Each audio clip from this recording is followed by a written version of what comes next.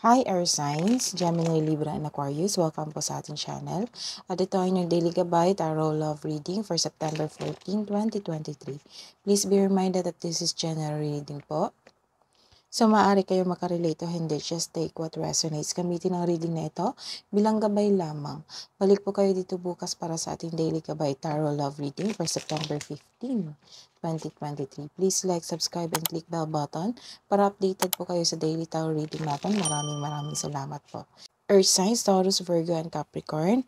Uploaded na po yung September 2023 monthly reading natin. Visit our channel po.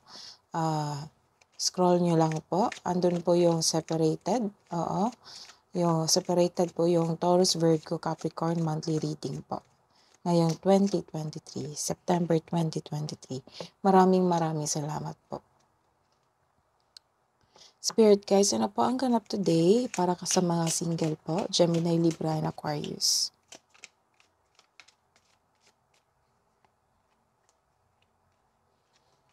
So, you are loving yourself. You are taking care of yourself. Nagkapanahon ka sa iyong sarili. You are doing your passion.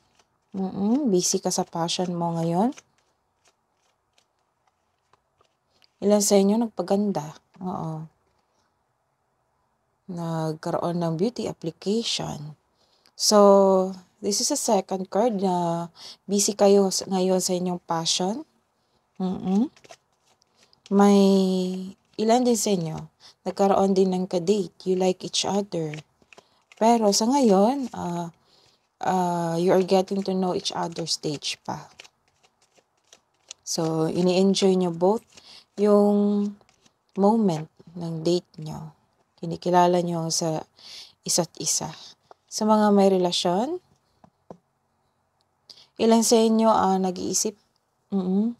nag-iisip, nag-reminisce sa past nyo, kung ano yung na-learn nyo sa past nyo, sa mga past, lalo na sa mga past mistakes, ano yung learning journey nyo, para if ever ma-encounter nyo ulit, alam nyo na kung ano yung tamang gawin.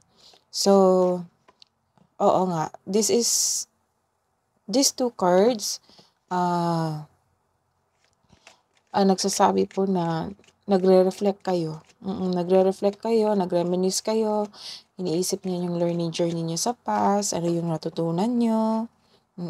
Kikita rin ako dito na nag-uusap kayo ng inyong karelasyon. Nag-uusap kayo sa inyong past, sa inyong experience. May pag-uusap na ganap dito. Kuha pa tayo ng mensahe. Ilan sa inyo nagkaroon ng awakening. Nagkaroon ng realization sa mga nangyari sa past nyo, sa learning journey nyo. Pareho kayo ng in relationship. May nakita ko ditong awakening. Awakening, realization. Nagkaroon kayo ng self-assessment. Oo. So, this is the confirmation na nagkaroon talaga ng pag-aayos sa inyong sarili. So,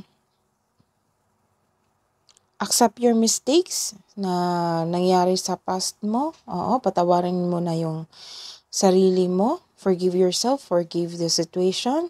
Oo, kunin nyo lang yung lessons na nakukuha nyo sa journey nyo noon. May nakikita rin ako dito na may balak bumalik yung past love mo para humingi ng sorry sa iyo or mag-put ng closure kasi gusto niyang hihingi ng forgiveness para maka-move on din siya.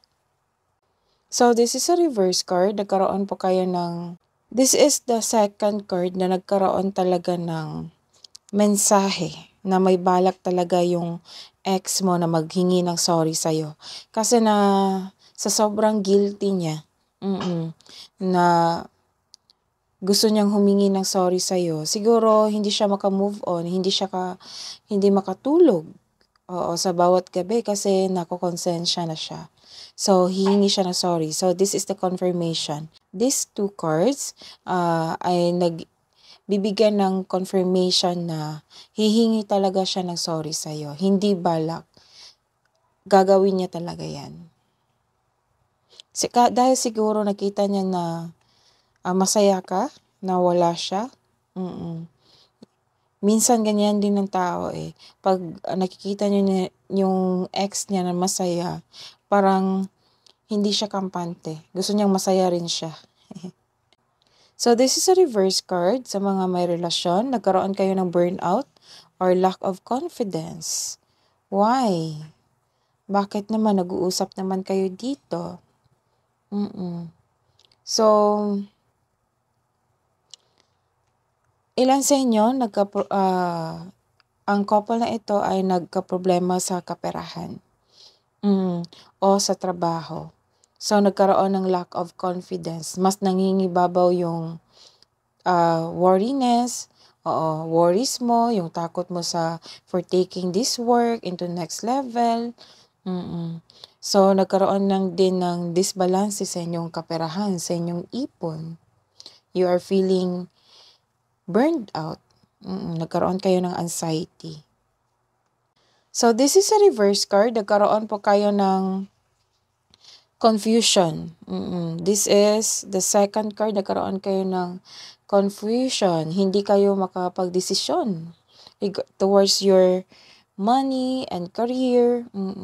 This is all about your money and career. Wala akong nakikita problema dito sa inyong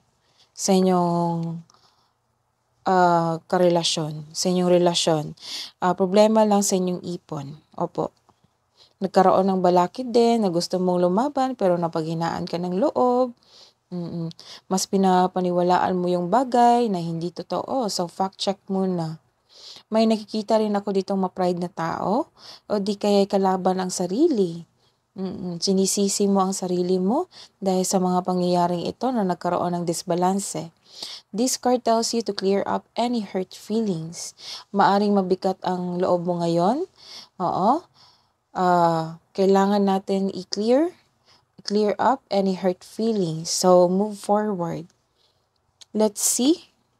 Ano po ang love advice po para sa mga single?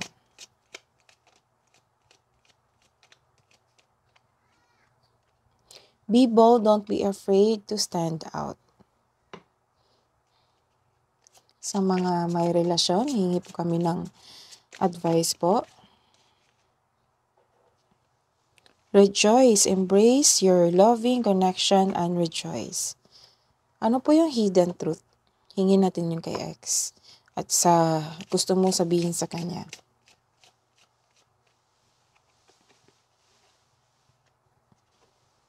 I look for you everywhere. Para sa may relasyon, I know that I crossed the line with you. I look for you everywhere. So, this is the third confirmation na hahanapin ka talaga niya, maghihingi talaga siya ng sorry. So, ano po, pasensya na po sa ingay. Ano pa ang love advice po para sa mga single? Forgiveness, see? Hihingi talaga siya ng sorry sa'yo. Oo, forgiveness. Stop focusing your energy on past events, for life is too precious to waste. You create your reality by what you think, dream, and imagine.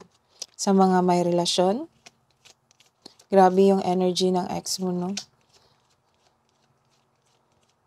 Gusto niya talagang humingi ng sorry. Sa mga may relasyon, healing. So, magkakaroon kayo ng healing. Imagine yourself and your beloved surrounded by light. Feel your relationship being healed this very moment. Don't worry sa may problema sa kaperahan at karera. Kailangan lang talaga maging balanse at i-heal ang iyong sarili. Connect to yourself, connect to your intuition. Baka may mensahe yan through dreams and through sa mga tao na kasi minsan binibless nila ang tao para tulungan ka. Ayun, ginawa nilang tool para masolusyonan yung problema mo. So, trust your intuition. That is your reading today, air signs. Balik po kayo dito bukas.